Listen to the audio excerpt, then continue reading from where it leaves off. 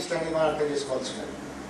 ఇది జరిగిన తర్వాత నిజంగానే అంటే అప్పుడున్న పరిస్థితులలో విశాలాంధ్రలో ప్రజారాజ్యం అనేదాన్ని నమ్మి ఆ తర్వాత అది 56కు ప్రాతిపదిక కావడం, ఈ 56 తర్వాత పరిణామాలని వెలుగులో చూస్తే తప్ప మనకు ఈ పరంపర అర్థం కాదు. ఇవాళ ఈశ్వరయ్య గారి కోపం అర్థం కాదు, ఈశ్వరయ్య గారి వల్ల చంద్రబాబు మీద చేసిన కామెంట్స్ అర్థం కాదు.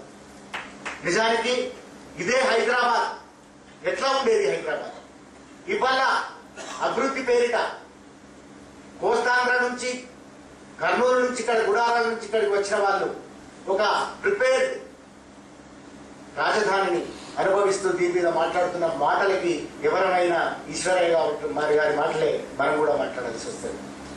ఎన్ని మాట్లాడుతున్నారు వాళ్ళు? నిజానికి హైదరాబాద్ ఎట్లా ఉండేది? ఇవాళ ఉన్న అసెంబ్లీ ఎక్కడిది? తర్వాత అసలు ఇవన్నీ కూడా ఎంతవరకు ఎవరు నిర్మించినారు అనేది ఒకసారి చూస్తే దీని మొత్తం హైదరాబాద్ చరిత్ర చూస్తే తప్ప దీని విషయం మనకు అర్థం కాదు. నిజానికి హైదరాబాద్ ధ్వంసం చేసింది కోస్తాంధ్ర. హైదరాబాద్ ధ్వంసం అయింది 56 తర్వాత. హైదరాబాద్ ఒరిజినల్ హైదరాబాద్ ధ్వంసం 56 తర్వాత. 56లో ఎప్పుడైతే ఇక్కడ నిజానికి 56 విలీనం అనేక సార్లు మాట్లాడుకున్నాం.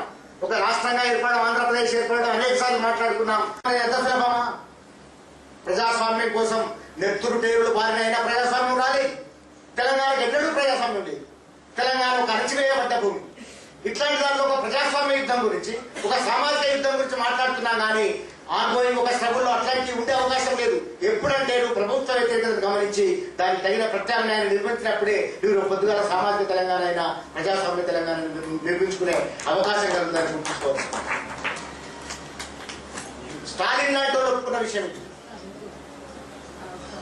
అస్తిత్వ పోరాటాల్లో బూర్జువా శక్తులే తమ ప్రయోజనాల కోసం ముందుంటాయి. ఇవాళ ఉన్న అన్ని పార్టీలు తమ ప్రయోజనాల కోసమే ముందు ఉండే అవకాశం ఎవరు ఎక్సెప్షన్ కాదు. నిజమే, అట్లాంటి నాయకత్వంలో దివాళకోత్తరం ఉంటుంది, అట్లాంటి నాయకత్వంలో అవకాశవాదం ఉంటుంది, అట్లాంటి నాయకత్వం చివరి దాకా తుదికంట ఈ తెలంగాణ కొసల దాకా తీసుకుపోతారనే నమ్మకం కూడా ఉంటుంది. కానీ తెలంగాణ గురించి నమ్మకం పెట్టుకుంటాను. తెలంగాణ ఇట్లాగైతే ఒక వారసత్వంగా ఒక ధారగా చూస్తున్నామో, ఈ ధార నుంచి ఇవాళ నేర్చుకొని అడుగుతున్నామో ఈశ్వరయ్య గారు చెప్పిన మాటల్లో చూద్దాం. సకల జన్మ సమ్మె జరుగుతుంది. అదేమి ఆ ఊరుకునే సమ్మె కాదు, ఆగిపోయే సమ్మె కాదు. 2.5 ఏళ్లుగా ఉద్వేగభరితంగా జరుగుతున్నది పోరాటం. ప్రశాంతంగా జరుగుతుంది, శాంతియుతంగా జరుగుతున్నది. కానీ ఈ శాంతియుతంగా జరుగుతున్న దాని మూలంలోనే, దీని గర్భంలోనే ఇంకొకటి కూడా ఉన్నది. ఎందుకంటే ఇక్కడ ప్రజాస్వామ్యం భంగం జరిగింది.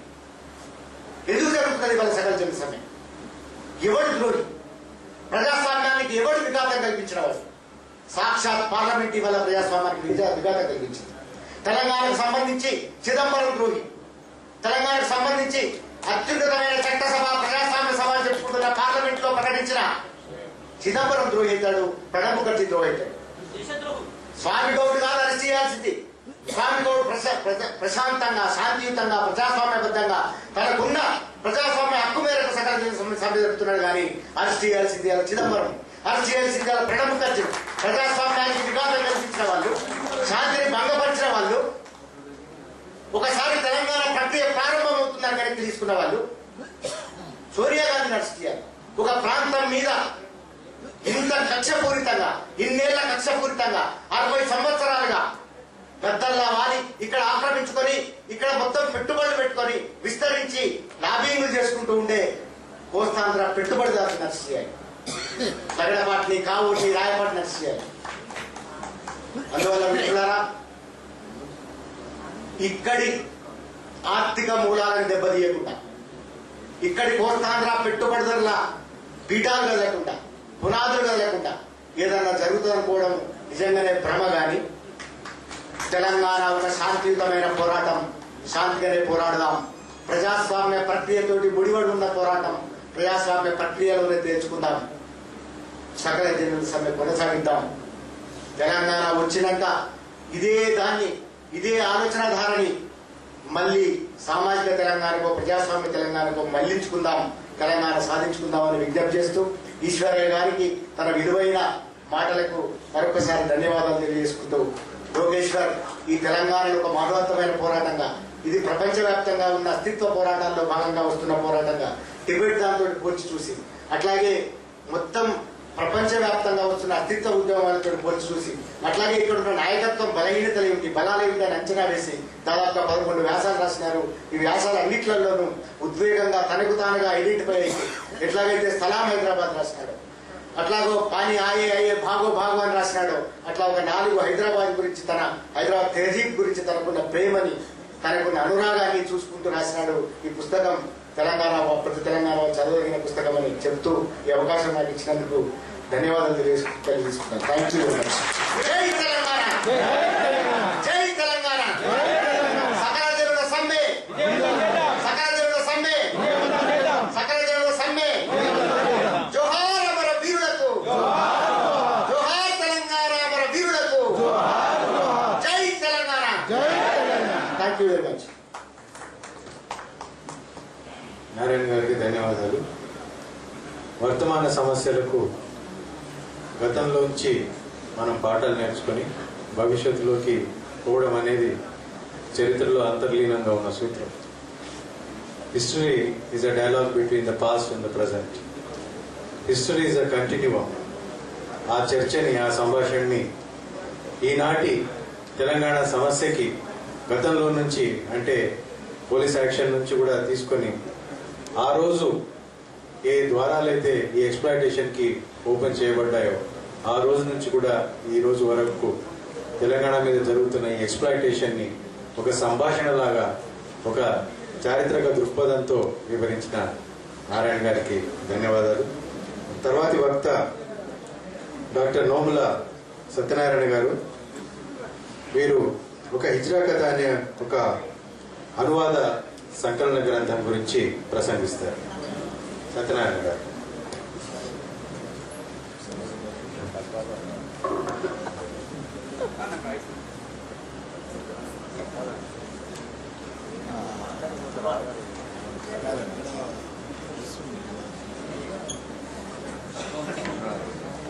అధ్యక్ష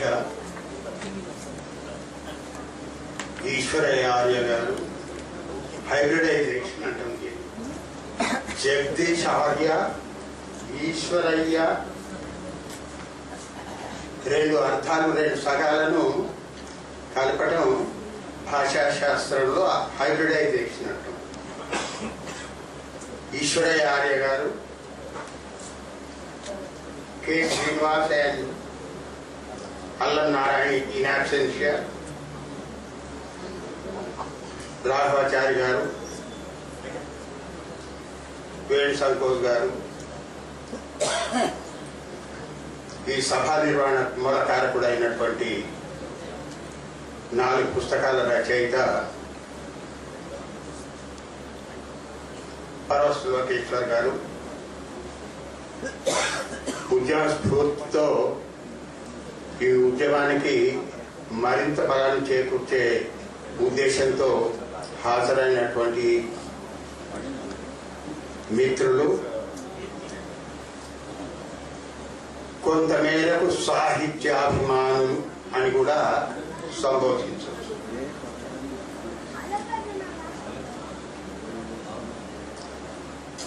ఇప్పటి వరకు ఈ సభను 2 అర్థాలుగా విభజించుకోవచ్చు. నేను 10 నిమిషాల్లో ముగిస్తానండి. అక్షరాల 10 నిమిషాల్లో ముగిస్తాను. ఓకే.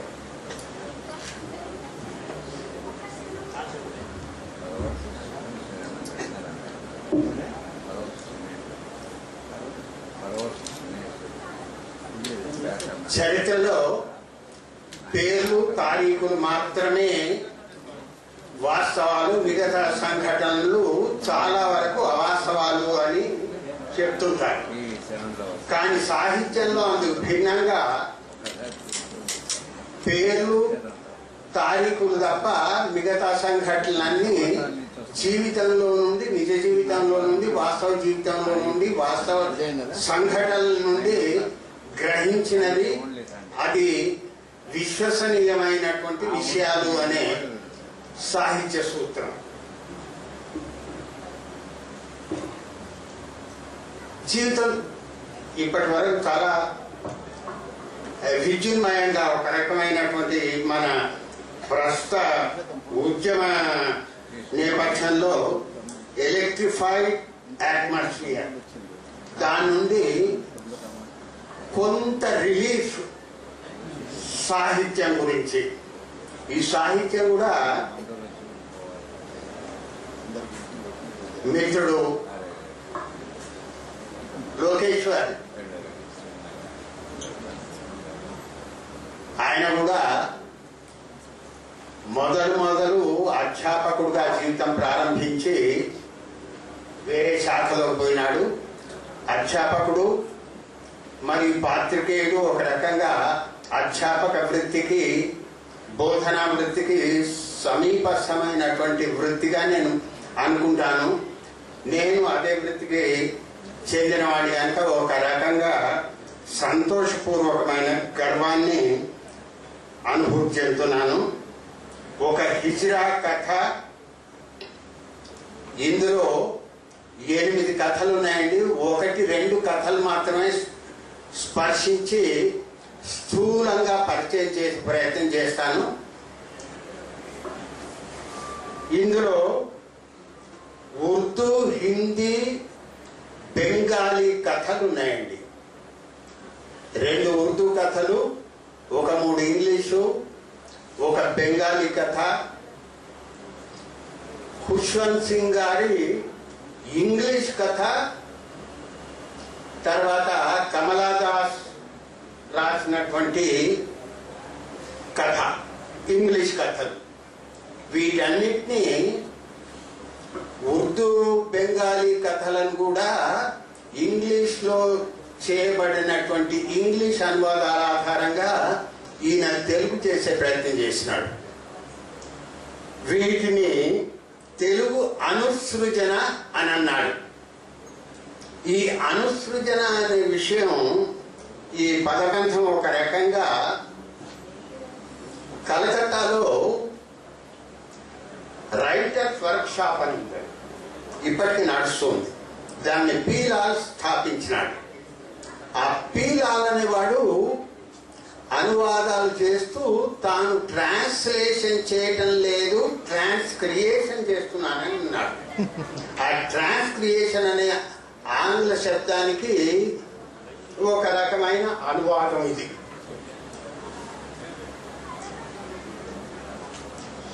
ఈ అనువాద ప్రక్రియ ముఖ్యంగా ఈ పాఠశాల ట్రాన్స్లేషన్స్ ఐ వెరీ మచ్, నాకు అనుమానం అసలు మూల రచన ఇంత గొప్పగా ఉంటుందా అనే అంత అద్భుతమైనటువంటి అనువాదాలు చూసినానండి. గణదేవత తారాశంకర్ బెనర్జీ రచనలు కానీ, భువన్ షోమ్ కానీ, లేక Manoj Das I come as a thief అని ఇక్కడ ఇదే సందర్భం. మనకు ఈ కథలకు మూల భాషలో ఉన్నటువంటి పేర్లను సూచించలేదండి. అది ఒక అసౌకర్యంగా నేను ఫీల్ అవుతున్నాను. మూల భాషలో ఉన్న పేర్లను సూచించాలి. ఇందులో 2 కథలు ఖుష్వంత్ సింగ్వి, మరికొన్ని అనువాదాలు ఉన్నాయి. ఆ ఖుష్వంత్ సింగ్ ఓరియంట్ రివ్యూలో ఈ నెలలోనే ల్యాండ్ ఆఫ్ 5 రివర్స్ అని ఒక నవల వచ్చింది. దాని గురించి నా ప్రస్తావన చేస్తూ పంజాబీ కథల నుండి తాను ఆంగ్లంలో అనువాదించిన కథల గురించిన ప్రస్తావన చేసినాడు. దాంట్లో మాత్రం తాను మూల కథల మౌలిక పేర్లు పేర్కొన్నాడు. తాను ఏ రకంగా, ఎందుకంటే కొన్ని పర్యాయాలు ఆలంకారికమైనటువంటి అనువాదాలు చేస్తూ ఉంటాను. చాలాసార్లు శబ్దానువాదం కాకుండా భావానువాదం, ఆలంకారిక అనువాదాలు చేసినప్పుడు మూలాలను పట్టుకుంటే కష్టమవుతుంది.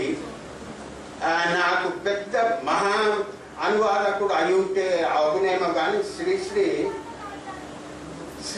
చేసిన అనువాదాలంటే నాకు ఎంత మాత్రము గౌరవం లేదు. ఒకే ఒక ది హౌండ్ ఆఫ్ హెవెన్, స్వర్గ భైరవం చేసినాడు, అదొక్కటే మూల విజయమైంది.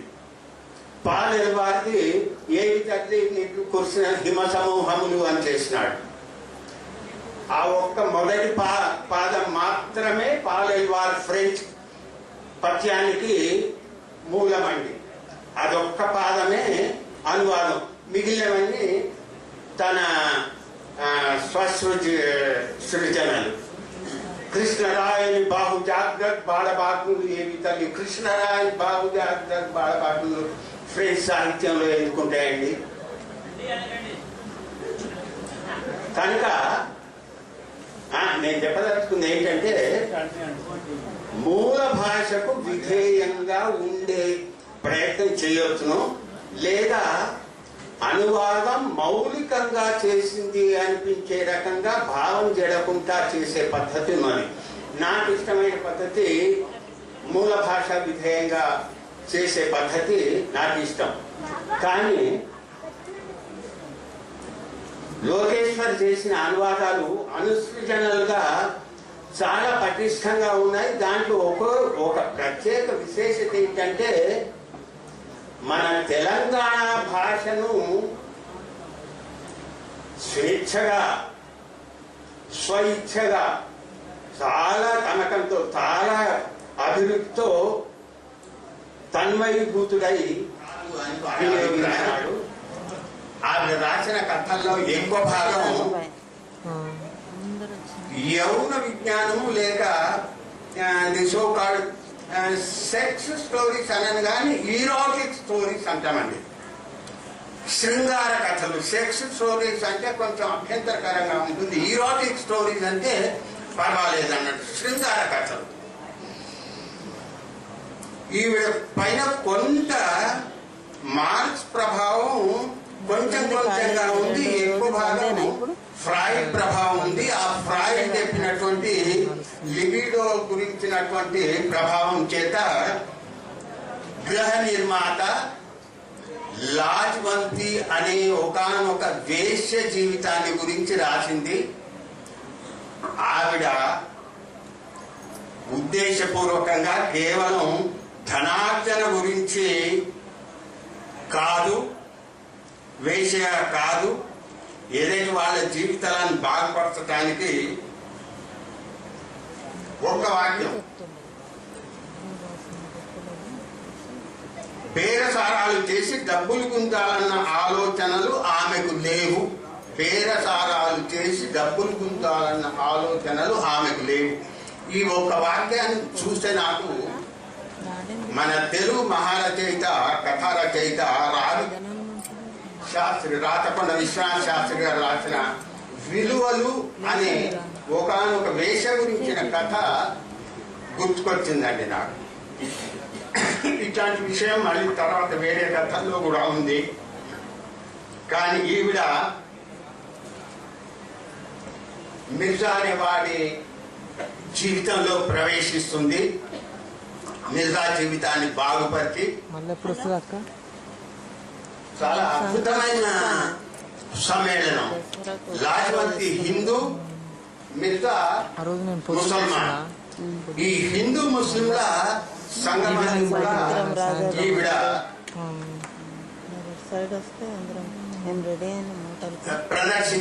చిత్రించే ప్రయత్నం చేసింది ఒక రకంగా. కానీ ప్రధానమైన థీమ్ అది కాదు. ఈవిడ గృహ నిర్మాత అని పేరు పెట్టారు కథ.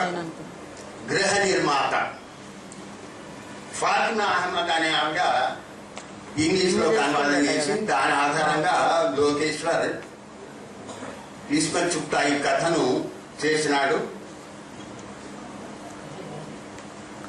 అయితే ఇదంతా చివరికి మిర్జా ఈవిడతోటి విసిగెత్తి వెళ్ళగొడతాడు. మళ్ళీ పునఃసమాగమం అవుతుంది. మళ్ళీ వీడి జీవితాన్ని బాగుపరచడానికి, వీడి ఇల్లు సవరించడానికి రావడంతో గృహ నిర్మాత అనే పేరు పెట్టినారు. గృహ నిర్మాత, ద బిల్డర్ ఆఫ్ హౌస్ అనే అర్థంతో. సో 8 కథలు, చాలా ఉత్తమమైన కథలు. ఖురతుల్ ఐన్ హైదర్ పరువు ప్రతిష్ట నిజానికి అది ఒక నవల అంత క్యాన్వాస్. అది నవల అంత చాలా విస్తృత సంశ్లిష్టం, కాంప్లెక్స్ థీమ్ అంటాం. కాంప్లెక్స్ సంక్లిష్టం కాదు, సంశ్లిష్టమైనటువంటి సామాన్యము మిశ్రణ అండ్ సంశ్లిష్ట చాలా కాంప్లెక్స్ థీమ్ అది. అది కథా లక్షణ న్యాయానికి ఒదిగేది కాదు. తరిగిన వంకాయ ముక్క కిషన్ చందర్ అద్భుతమైనటువంటి గొప్ప వ్యంగ్యమైనటువంటి కథ ఇది. అన్ని కాలాలకు it defies time and space. కాలావధులను అధిగమించేటటువంటి అత్యుత్తమైన కథ. ఒక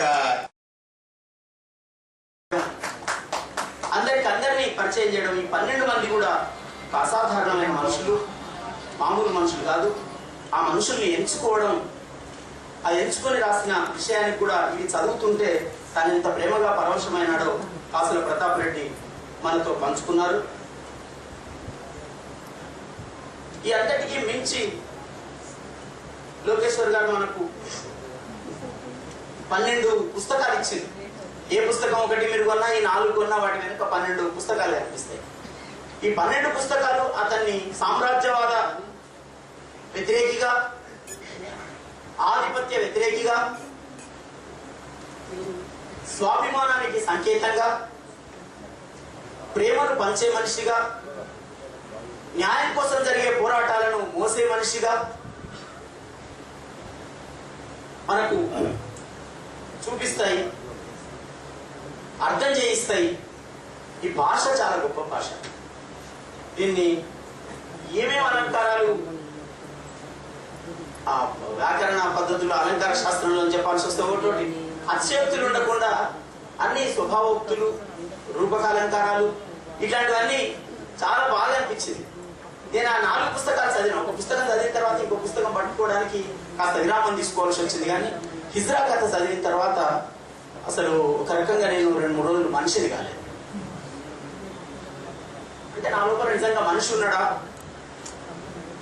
అని నన్ను నేను పరీక్ష చేసుకోవాల్సి వచ్చింది. అన్ని వ్యాసాలు 40 దాకా వ్యాసాలు 4 పుస్తకాలలో 40 రచనలు ఉన్నాయి. కథలు 8 కాకుండా మిగతా 8 కలిసి. ఇవన్నీ కూడా ఎప్పుడో ఒకసారి మన లోపల ఉన్న కన్నీళ్లను బయటికి తీసుకొస్తాయి.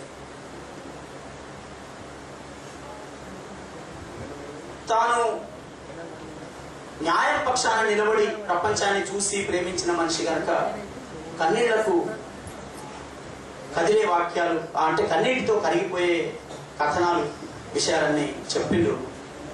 ఆయనే రాసేటట్టు గాస్పర్ ఒరే కంటే 2 సార్లు చెప్తాడు. బాలగోపాల్ అంటే బాలగోపాల్, బాలగోపాల్ అంటే బాలగోపాల్, బాలగోపాలే అన్నట్టు. నేను కూడా ఒక వాక్యం, ఒక మాట చెప్పి ముగిస్తాను.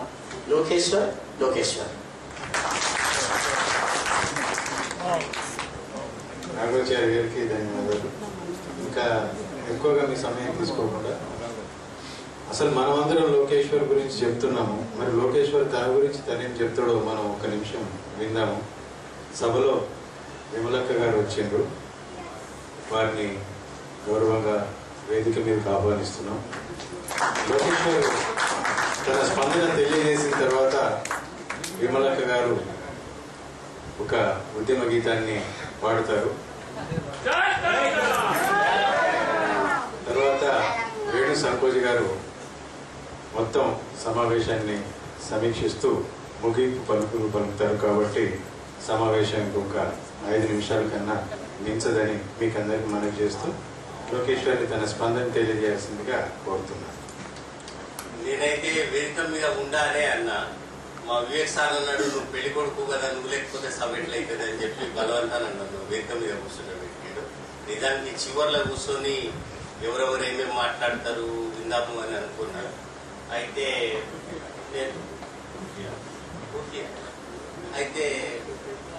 నేను ఎక్కువ మాట్లాడాను. రాయాల్సిందంతా రాసినాం కాబట్టి ఇప్పుడు మాట్లాడాల్సిన అవసరం కూడా అంత అనిపిస్తలేదు. అయితే ఒక 2 సంగతులు చెప్తాను. ఒకటి, ఈ పోలీస్ యాక్షన్ గురించి ఒక సంగతి చెప్తా. రెండోది వ్యాసాల గురించి ఒక సంగతి చెప్తా. డీటెయిల్గా మాట్లాడటం బాగుండదు. పోలీస్ యాక్షన్ గురించి గత 5-6 ఏళ్ల నుంచి అనేక సభలు, మంచి అకాడమిక్ డిస్కషన్స్ నడుస్తున్నాయి. సంతోషం. డిస్కషన్ మొత్తం ఒక 3 అంశాల చుట్టూ తిరుగుతున్నది.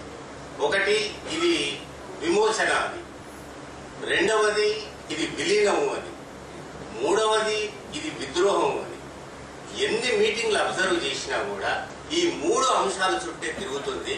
4వ అంశాన్ని హైలైట్ చేయటం కోసం నేను ఈ చిన్న పుస్తకాన్ని రాయటం జరిగింది. ఎవరైతే బాధితులు ఉన్నారో, ఎవరైతే ప్రథమ సాక్షులు ఉన్నారో, ఎవరైతే విట్నెస్లు ఉన్నారో వాళ్ళు చెప్పిన మౌఖిక చరిత్రలను రికార్డ్ చేయాలి అన్న ఉద్దేశంతో, వాళ్ళ ఓరల్ హిస్టరీస్ ను డాక్యుమెంట్ చేయాలన్న ఉద్దేశంతో ఈ బుక్ రాయడం జరిగింది. ఈ బుక్ యొక్క సెంట్రల్ ఐడియా, సారాంశం ఏమిటంటే, ఆ 4వ అంశం ఏమిటంటే, పోలీస్ యాక్షన్ సందర్భంలో సైన్యం ప్రవేశించిన తర్వాత, ముఖ్యంగా కన్నడ, మహారాష్ట్ర ప్రాంతాలలో ప్రవేశించిన తర్వాత రజాకారులతోటి, రాజకీయాలతోటి, దేనితోటి సంబంధం లేని అమాయకమైనటువంటి ముస్లింలను సైన్యం ఏ రకంగా ఊచకోత కూసింది, దాన్ని హైలైట్ చేయడం కోసం నేను ఈ బుక్ రాయడం జరిగింది. ఈ బుక్ యొక్క సెంట్రల్ పాయింట్ అది. ఎందుకు ఈ చర్చ, ఎందుకు ఇప్పుడు?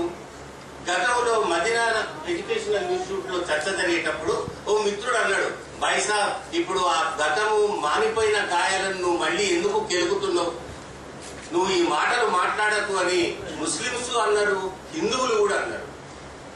అయితే ఈ పదే ఈ విషయాలను నేను అనేక సందర్భాలలో ఎందుకు ప్రస్తావిస్తున్నా అంటే, సైన్యం ఇట్లా ఎందుకు ప్రవర్తించింది?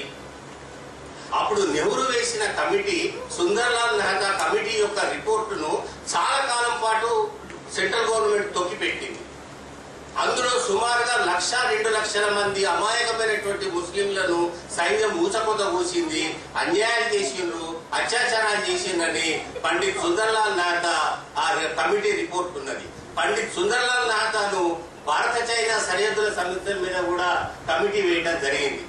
అంత ఇంపార్టెంట్ రిపోర్టు ఎందుకు ఇతనికి రాలేదు అనేది ఒక ముఖ్యమైనటువంటి ప్రశ్న. అయితే ఈ సైన్యం యొక్క పాత్ర ఏమిటి, ఎందుకు చర్చించాలి ఇప్పుడు? ఇది అయిపోయిందా, ఇది గతమా అనుకున్నప్పుడు ఇది అయిపోలేదు.